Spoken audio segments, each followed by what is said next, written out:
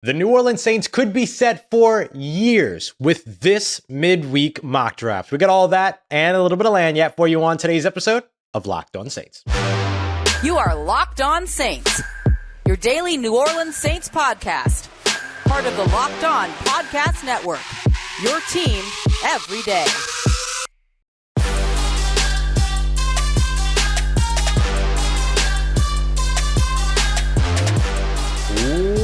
What is good, Who Dat Nation and Who Dat family? Welcome into another midweek mock draft episode of Locked On Saints, your daily podcast covering your favorite team, the New Orleans Saints, part of Locked On Podcast Network, your team every day. Thanks so much as always, making Locked On Saints your first listen of the day, every day for all you everydayers out there. As always, you can find us and subscribe and follow for free on YouTube and wherever you get your podcasts so you never miss a daily episode, because we upload every single day here on Locked On Saints. And as always, I'm your host, Ross Jackson, at Ross Jackson Nola on Twitter, your New Orleans Saints expert, credential member of the media, senior writer and reporter over at Saints News Network, Sports Illustrated's Fan Nation website covering the New Orleans Saints. You can also find me Tuesdays on Locked On NFL and here with you every single Monday through Friday on Locked On Saints. And on today's episode of Locked On Saints, it is midweek mock draft. So we're going to dive into my preferred mock draft for the New Orleans Saints. A lot of sticking and picking here, a little bit of moving around, but we're going to get through this episode by taking a look at some one of my late round wide receiver draft crushes that you'll get to learn in today's episode. You'll get my big time sort of plea to keep Tyjae Spears, the New Orleans Saints running back here, hopefully future New Orleans Saints running back for the Tulane running back here in New Orleans. But first, got to handle the big men in the middle. And I think that's where the New Orleans Saints will likely start their draft. Remember, my predictive mock draft came out on Monday. I had the Saints trading up in the first round to 21. There could be maybe a little bit less of a leap that they might have to take. They could go to like 24 with the Jacksonville Jaguars, for instance, or something like that. Another team that they have some history with in the first round, or history with in terms of being trade partners, and moved up to grab Clemson defensive end Myles Murphy. There's a lot of steam right now for Bryan Bresee over on social media. And so I think that there's a lot of different connections that are starting to happen. But the thing that we know consistently is that defensive line is the sort of push right now in terms of where the Saints will start their draft. In fact, our friends over at FanDuel, I'm racing myself. Let's see if I can bring this up because I was not prepared to talk about this today, but I'm going to get to it. FanDuel actually did their odds for what position the New Orleans Saints would draft in the first round. And the odds-on favorite, without a doubt at all, is on the defensive line. Here we go. I got it. So defensive line, minus 105. Next best odds are offensive line at plus 340. Now, the reason why I point this out is because offensive line and defensive line both have the two highest when it comes to their first selection or first drafted player. I do believe that defensive line and offensive line very likely will cover the first and second drafted player in this year's NFL draft for the New Orleans Saints. And if I'm the Saints, I know who my two guys are. And that's exactly where we're going to kick off this midweek mock draft. Let me tell you my first pick at pick 29 in the first round, and I'll go ahead and tell you my second pick at pick 40 in the second round, because neither of them should surprise you if you've been rocking with us throughout the entire draft process. If not, it's okay. Welcome in. We're very glad that you're here, of course. But I have the Saints at pick number 29. If I was making the decision, right, this is my opinion-based mock draft. If I was making the decision, I'm sticking at picking at 29, and I'm going with Michigan defensive tackle Mazi Smith. I have been team Mazi for a while. I love Bryan Bresee. I think Bryan Bresee would be an excellent selection for the Saints. I actually also really like Myles Murphy. Think he would be an excellent selection for the Saints as well. But for both of those players, you might have to make a move up. And for me, I'm good on that for this year's draft. I'll stick and pick at 29. I'll take some phone calls to see if anybody's crazy enough to give me 2 second-round picks to try to trade up, all of that. But I'm going Mazi Smith here at 29 because I'm not fully confident even in myself that the Saints would entertain the idea of trading back no matter how good the offer is with a pair of second-round selections. At pick 40 in round 2, I have them going to the other big man in the middle on the opposite side of the offensive line, or the opposite side of the line of the trenches in the offensive line, and that's Steve Avila, the offensive lineman out of TCU. Now listen, you might hear interior defensive lineman, interior offensive lineman, and think, oh, those are not sexy picks to start off the draft. Let me tell you this too, though.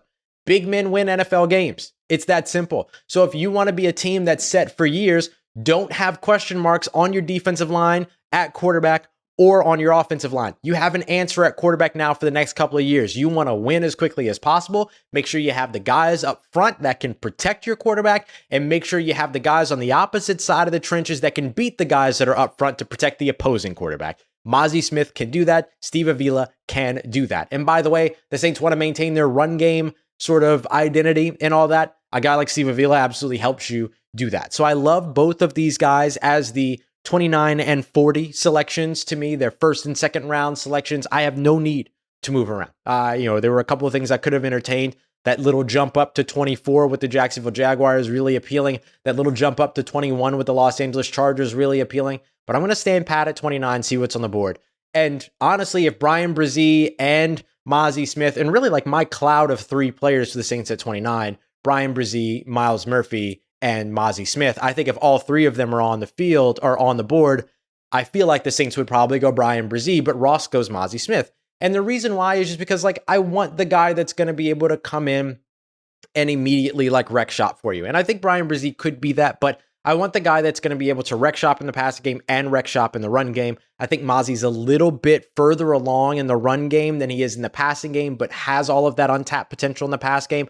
I'm willing to bank on that development as a pass rusher while also still getting really, really good run stopping opportunity there, as opposed to somebody that may be where they're going to be as a pass rusher and that I have to develop as a run game guy, which might keep him off the field. Now, I do know that Bryan Bresee is only 21 years old, all of that. And again, I'd still be perfectly excited for the Saints if that was their pick. In fact, I think that would be their pick in that scenario with all three players on the board. But for me, I'm going Mazi Smith.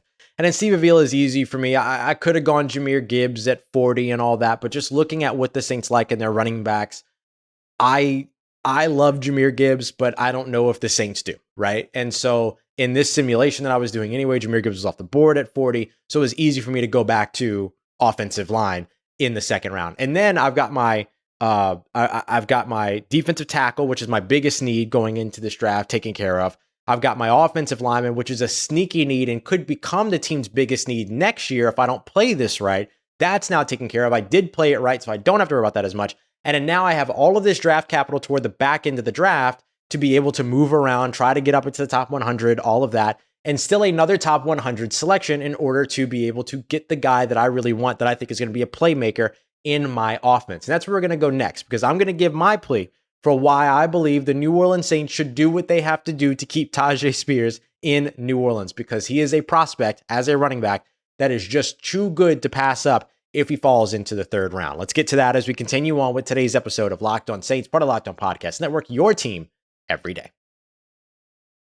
Today's episode of Locked On Saints brought to you by our friends over at Built Bar, the best tasting protein bar on the market. You can check them out right now over at Built.com. Incredible flavors all the time. They're constantly reinventing the wheel in the best way possible when it comes to protein bars, so that you're getting something not only delicious, but you're also getting something that is good for you, that you could have as a pre-workout snack, post-workout snack, middle of the day snack, all of that. But you're getting that protein that you need. And oh, by the way, every one of these bars is covered in 100% real chocolate, including their brand new peanut butter puff flavors, churro, peanut butter brownie, cookies and cream. My favorite mint brownie is out there. There is so much for you to check out. Each one of those, we're talking about an average when it comes to these bars of about 130 calories, 4 grams of sugar, but 17 grams of protein. And when you hear those flavors like churro, peanut butter brownie, mint brownie, you expect there to be so much more sugar in those bars than there actually are. Only 4 grams of sugar, 17 grams of protein. So you can check them out, of course, over at Built.com, but you can also find them at your local Walmart and Sam's Club, so that you can get the specialty, and then you can get all the specialty stuff over at Built.com. So if you got a Walmart near you, you can head over to the pharmacy section, 4-bar boxes of cookies and cream, double chocolate, their new and improved double chocolate bar, as well as their coconut puff bar. Sam's Club, you can get a 13-bar box of hit flavors like brownie batter puff and churro puff. Don't worry, you can thank me later. Go ahead and check them out as well over at Built.com. All right, family, continuing on with today's episode of Locked On Saints. Appreciate you all everydayers out there as always. Making Locked On Saints your first listen of the day every day. Hey, the NFL draft on the way. We're going through our midweek mock draft right now. I got the big guys out of the way. I'm going to tell you why Tyjae Spears needs to stay in New Orleans and how the New Orleans Saints could potentially get that done. But I also want to let you know you can join Kyle Krabs, Joe Marino, and a bunch of us other Locked On NFL experts over at the Locked On NFL Scouting YouTube page 4, day 1, day 2, and day 3 of draft coverage. You're going to want to check all of that out over at it's all presented by Ultimate Pro Football GM as well. So you're going to be able to catch us, the draft dudes, and everybody else for the first round on tomorrow night. You'll be able to find it on YouTube over at Locked On NFL Scouting, starting at 7:30 Eastern Time, 6:30 Central, if you're rocking down here in New Orleans with me. All right, so let's get things going here. Speaking of being in New Orleans, right? Want to get into now my plea, right? My I want Tyjae Spears to stay in New Orleans so bad moment of the show.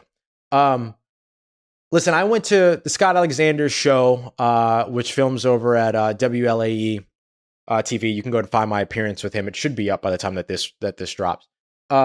Primetime Sports. But the guest before me, before I went and sat down on set, was Tyjae Spears, the running back out of Tulane. And I got to sit there and just listen to Tyjae speak, talk about his family, his roots here in New Orleans, the type of player that he believes that he is, how much he's going to represent wherever it is that he goes, all of that. He was asked to give his favorite moment outside of the Cotton Bowl, outside of the USF slaughter that they had in terms of that championship game, the conference championship game, to give his favorite moment from the season. And his answer was sitting in the locker room with his teammates, joking around, messing around, running around, and having fun.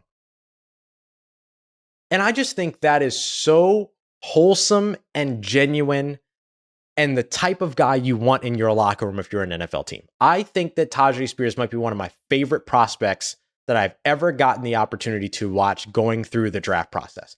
He was excellent in the Senior Bowl. He was incredible at the Combine in terms of his interviews, stuff like that. He was so much fun to watch during his pro day, rooting everybody on, being there for his guys, all that. And now you're kind of seeing him do a little bit of a media tour and all that leading up to the NFL draft, and he's crushing it. Tyjae Spears should stay in New Orleans, and he should be a New Orleans Saint for the beginning with the 2023 NFL season, and he would be a longtime New Orleans Saint after that. It's that simple.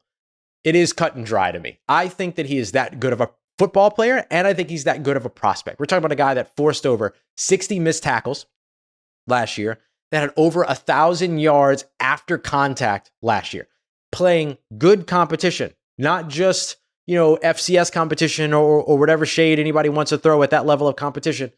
He played good competition throughout his career and really only had one season where he got to be that guy. And when he was that guy, he was the guy. And he can run routes, and he can catch out of the backfield, and he can pass. I mean, like this guy can do everything. And so I look at what the Saints need.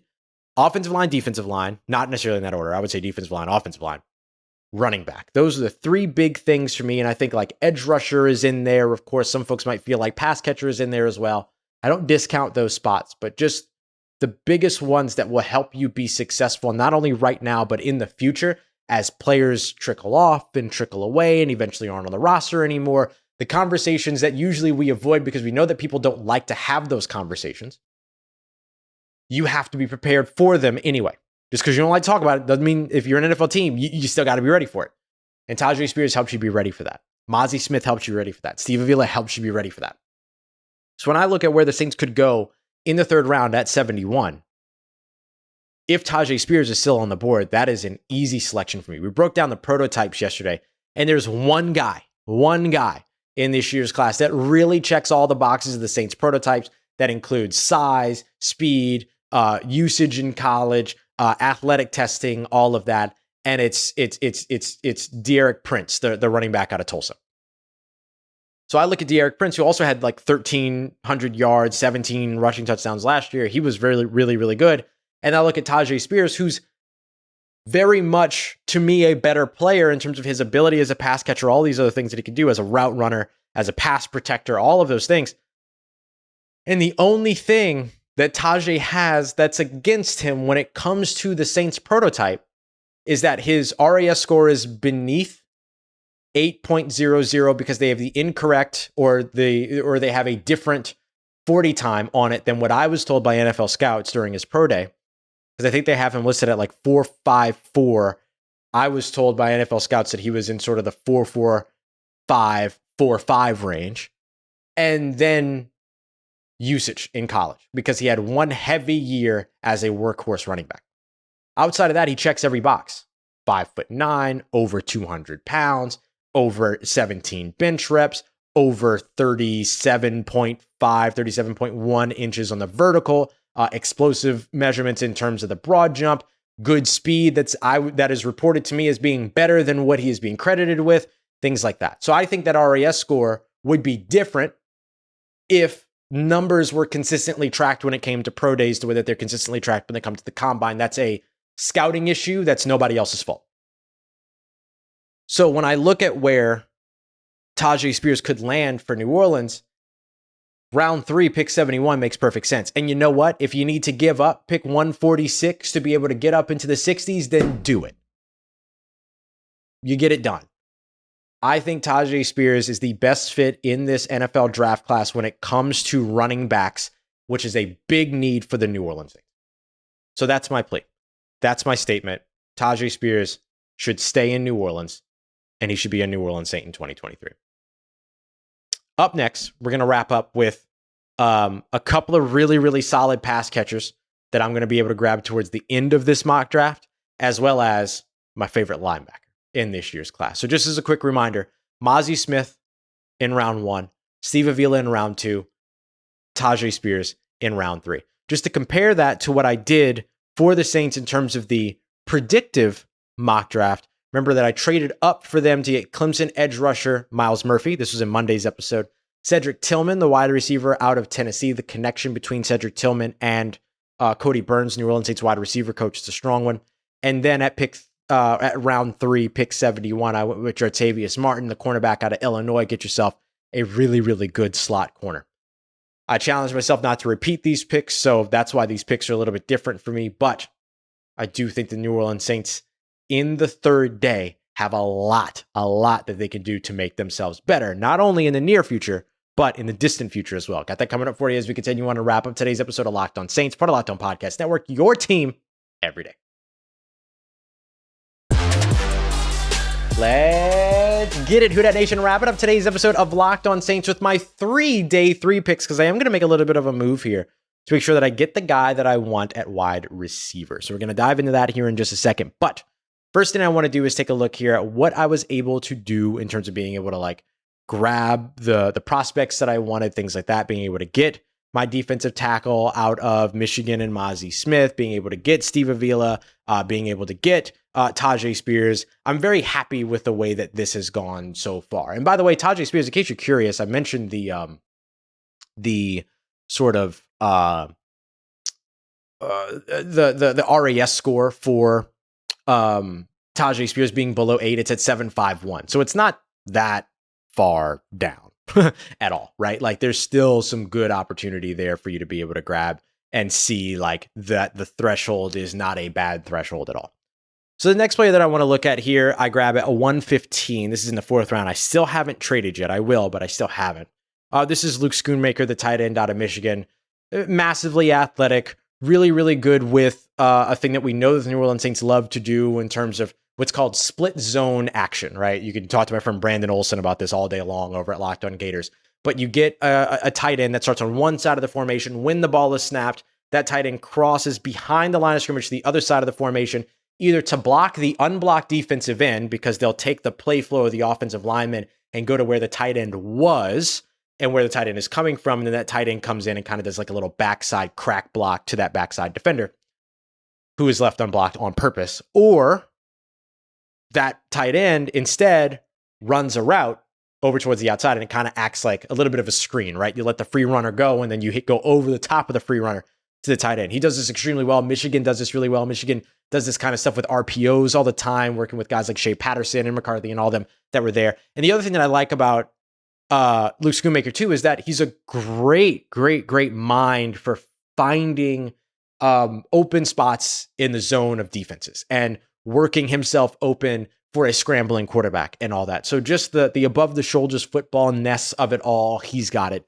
Also, athletic, 4.63 speed, 9.86 RAS score, which included a 33.5-inch vertical leap and a 10.7-inch broad jump. So it just goes to show you his explosiveness, his speed, his athleticism, his agility, coming in at sub 7 on the 3 cone, all of this other stuff. he just kind of packs all of it. So you think about him as being like Josh Hill, but if Josh Hill was maybe a little bit more of a threat up the seam as a receiver and maybe a lot more athletic, right? So he's kind of that category for you. Imagine like Kobe Fleener not injured and actually panning out. Like that's kind of what you get with a Luke Schoonmaker if I'm trying to come up with some, potential comparisons for you to be able to like have that click in terms of what that might look like in the Saints offense. So I took him at 115. I stood pat again in round 5 at 143, and I went with, in this case, Junior Fehoko, Viliami Fehoko, the edge rusher out of San Jose State. This is somebody that I look at and say, okay, it's all there. It's all there. The prototype is really close. He's a little bit too short. And if I recall correctly, I think the arms are a little bit too short, but in terms of what the usual edge rusher prototype is for the Saints, but he's not that far off. And I think, too, that he's in one of those sort of situations to where he's coming from a small school. He was massively productive during his time at San Jose State. You get him involved in an offensive line that now has Mazi Smith, that's got Colin Saunders, that's got Nathan Shepard, Malcolm Roach, Cam Jordan, Carl Granderson, all these players that can contribute around him and contribute in place of him as a rotational player. And I love what you're able to do with all of that, right? So if I'm spending 165 to move up to get Tyjae Spears in the 60s or something like that, and I just have one of these 5th round picks available to me, then I'm perfectly happy using that 5th round pick to make this selection to go and grab myself an edge rusher. Because I do think there is a little bit of a need for an edge rusher for New Orleans, even though that need might not necessarily be uber present in 2023. I don't know that you want to wait until 2024 to address it. So going for a guy in day 3 that has a lot of the qualities that you like, that plays with a lot of the same principles that you like, that checks a lot of your boxes that have gotten you where you are as a New Orleans Saints franchise that has been majority successful for the last decade and a half. If there's a guy that is a guy that matches a lot of your DNA, then he's worth taking in the 5th round. And again, the Saints have been known to go outside of the prototype, just not in the 1st round, not in the 2nd round, not with premier selections. But you think about Al-Quadin Muhammad, who was in his 250s when he was drafted. You can see that like they're willing to go outside of the prototype. They're just not in a hurry to do it once the draft kicks off. So if I traded away 165 in order to be able to get up and make that selection of Tyjae Spears a little bit early, then I still want to get another 5th round pick instead of just waiting around until the 7th round. So this is where I trade a future pick in order to get into a round. So for this one, I traded 257, my final 7th round selection, as well as a future 4th round selection to be able to move up and go and get back into the 5th round with wide receiver Bryce Ford Wheaton out of West Virginia. This is one of my draft crushes here, along with Luke Schoonmaker, along with Viliami Fehoko. I'm doing the thing that a lot of NFL teams will do. Go and get the athletes. And Bryce Ford Wheaton is an absolute athlete. 9.97 RAS score, so nearly a perfect 10 there. 6'3", 221 pounds. Great size. And I know you heard 221 pounds and think, oh, well, maybe that's a little heavy. He must be a slower guy. 4.38 40-yard dash. And I'm not talking about a pro day 4.3. I'm talking about a combine 4.38. Like this dude is blazing fast despite that speed at 6'3", 221 pounds. 41-inch vertical, 10'9" broad jump. Easy for me, especially in the 5th round. This just goes to show you how much wide receiver is falling when it comes to these sort of major producers and then the guys that maybe have all of the athletic testing that would have been really appealing at an earlier point in other drafts in the past. That's no longer what gets you drafted as an NFL wide receiver anymore. You have to have the production.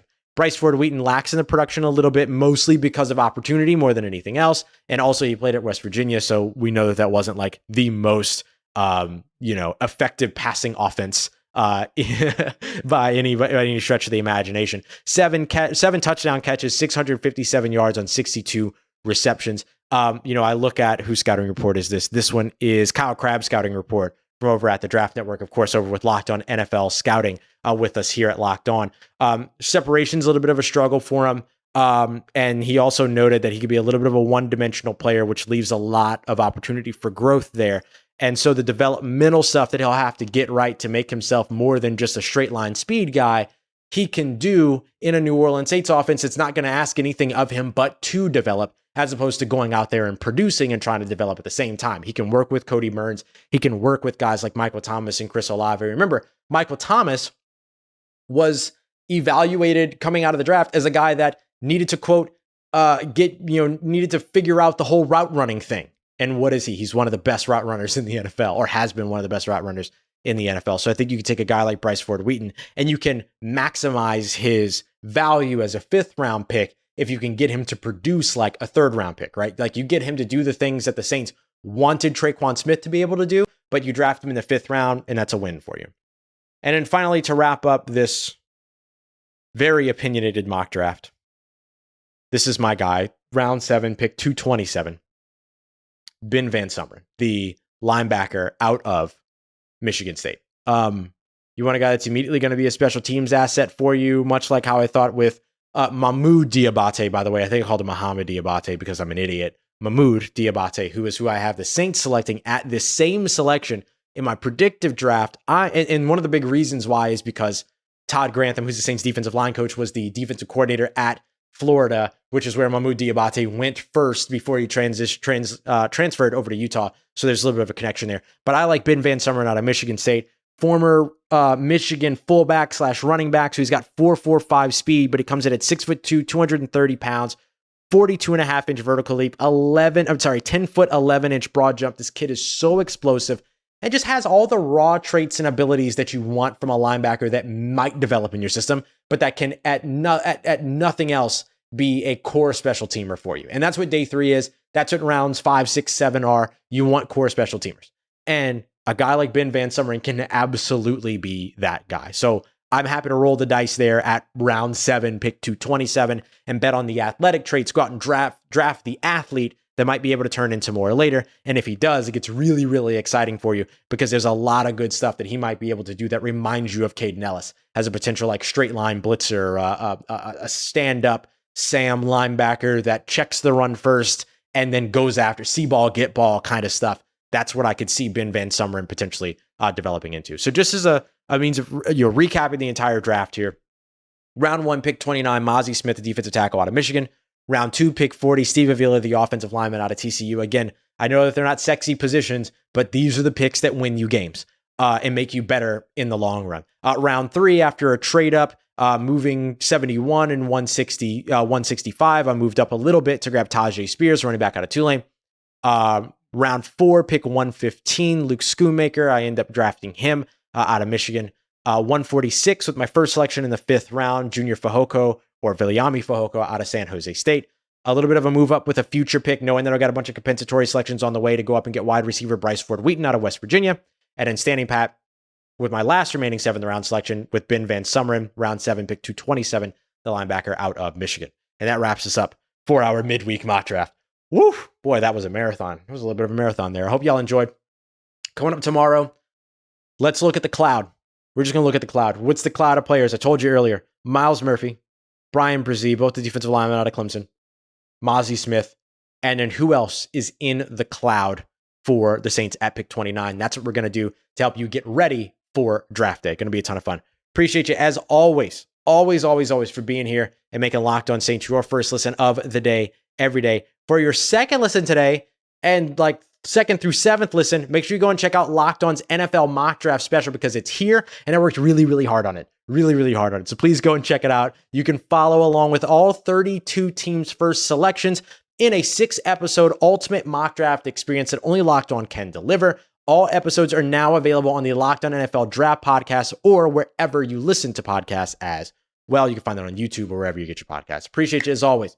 Make it Locked On Saints part of your day, part of your routine for saying yes to me and the show. As always, if you see me, say hi. And if you need anything else around your New Orleans Saints in between these episodes, make sure you follow me on Twitter at Ross Jackson, NOLA. Hit me up. Let me know how the family's doing. Let me know how you're living. Let me know how your mom and them. And trust Who Dat Nation, I'll holla at you.